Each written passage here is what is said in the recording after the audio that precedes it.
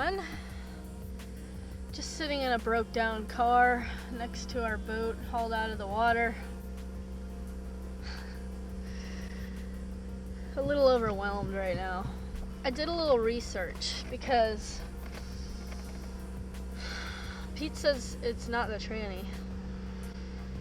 I'm gonna explain the diagnosis to you guys.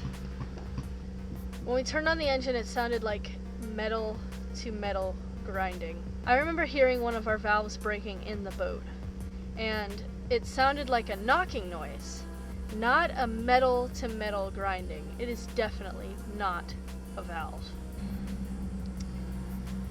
So maybe it's a rod, or the throwout bearing broke again, or I mean, maybe it's something a lot smaller and not as bad. Maybe it is a valve. I don't know, but the more I read online, I've been kind of doing a little research about that, and it's not really, that wasn't really planned. I don't know if our plan's gonna work out. Seems like everything with the boat is working out great, but anything land-based, anything we've had land-based has just, it's been overwhelming. Bills have been overwhelming, cars, insurance, it's like we can't keep up. It's almost like land is saying leave. I mean, we cannot grow roots here. It's like our roots just won't grow on land. You know, my whole life has been, I'm not, as you guys can tell, I'm not really with the crowd. I mean, I don't shave. I'm not a conformist. Obviously, I mean, you can tell by my hair, I'm not really, you know, I don't wear makeup. I'm not really a conformist to society. I decided not to go to college. I decided to live on a boat. I decided these things, but I mean, it's not even really that I decided, it's just that it happened. It's almost like it was natural, like it was accidental.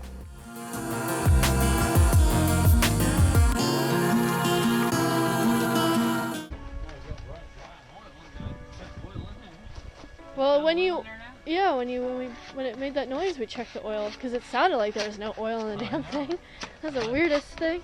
It drove good until we parked it, and then... Should have never parked it. Just drive it forever. Yeah, I mean, leave it running while getting gas. That'll be a good idea, especially in a Volkswagen. Yeah, I mean, it seemed like it was running just fine all day. It wasn't acting weird or nothing.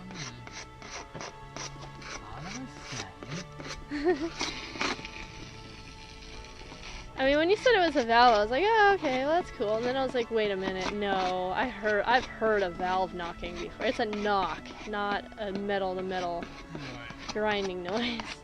I actually know what a knocking valve sounds like very, very well. In fact, I know what a broken one sounds like. Especially if it's on the one with the exhaust. And it stinks really bad. Yeah. It don't sound like that.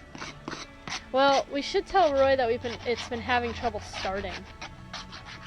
And it has. We've been having some issues trying to start it too.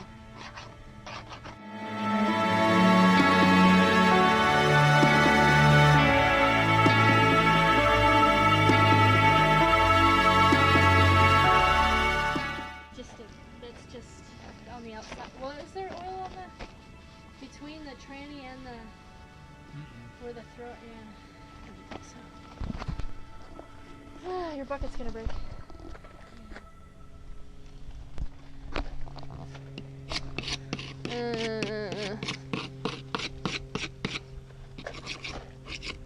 You know, it's almost like the boat is becoming easier than land life. And is that weird? Because usually a boat is like 3 times harder than land life.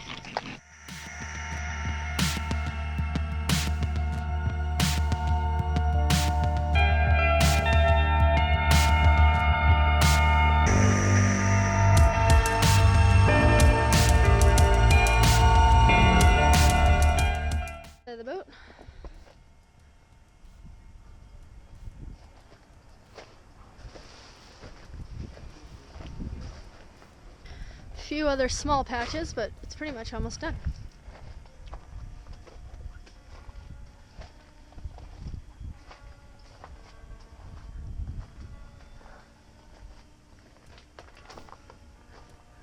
After we separate it from the tranny, we turn the motor over by hand, we don't hear the noise anymore.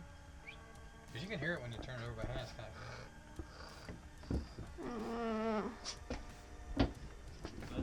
Wanna come outside too? Okay.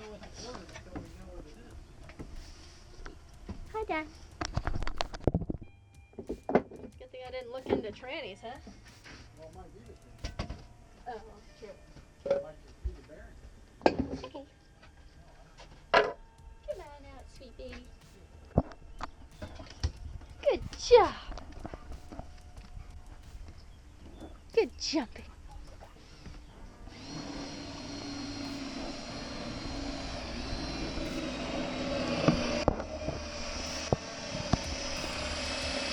Drilling holes in the boat. I'll grab that light too. Yeah.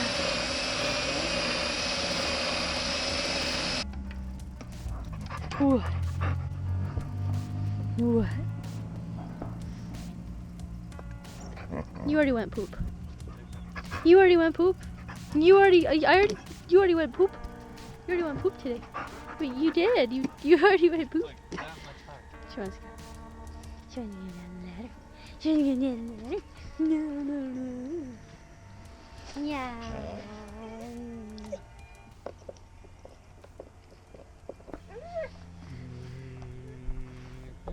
It fits? Yeah. Oh, good. Nice. That's good. Okay, I gotta walk my dog. Yes, Layla, you wanna go for a walk? You wanna go for a walk? Okay.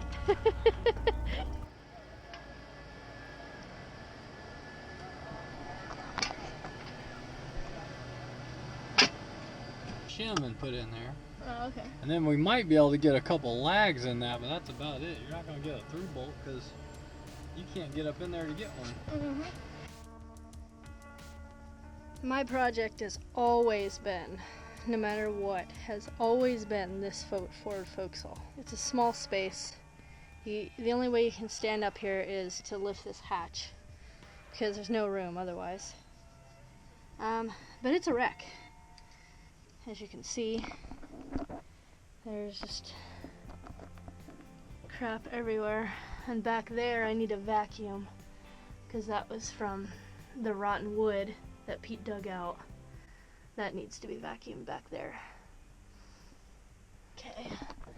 So anyways, in order to get to this area, I gotta climb back into this scary place of the boat. See, they always say you don't want a scary place aboard a boat.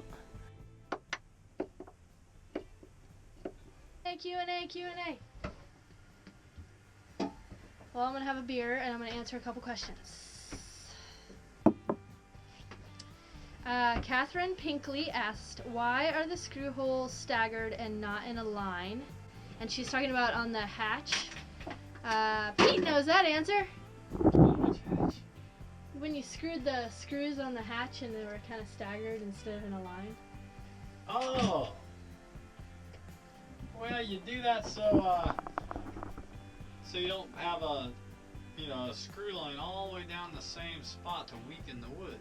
So you kind of go like that, and then every other space you're kind of staggering it so you don't have so it won't split the beam. Okay, Thomas7770 asked, what's the difference in the type of application for the epoxy resin and the caulking? Oh, epoxy resin is more of a glue, and caulking is more of a sealant. But you can seal things with epoxy, but if you need it to flex,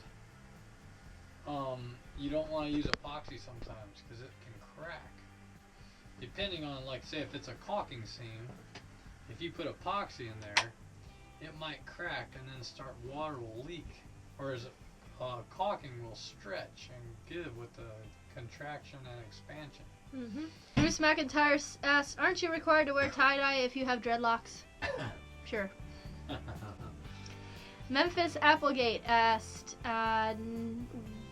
When are you getting underway? Well, we're gonna go this spring, so we're thinking June, July, and August. We'll start heading out. Big Scale 1 asks, do you and Pete own the wood shop? No, we rent it. We actually rent the wood shop. I wish. Yeah, it would be kind of nice to own it, though. Carl Herring asks, do you have a nice boat, but I have a silly question. No question is silly. Wouldn't it be better to make the hatch cover out of a solid piece of wood to make it less prone to leaks? We thought about it, but we wanted it to match the boat, and to make a solid hatch wouldn't really match as well. But yeah, you could do that. I mean, Well, you'd have to use plywood. or foam, I guess. Yeah, but- or something like that. And probably glass it. Brian Hughes, this is a long thing, but I kind of want to read it so that way you understand why the question. I have a Dickinson Antarctic diesel heater which just warms the saloon, and a Webasto hydronic heater which circulates warm air around the rest of the boat. With both on, I can reach the dizzy heights of 21 degrees Celsius, which is probably like, what is that, like 70?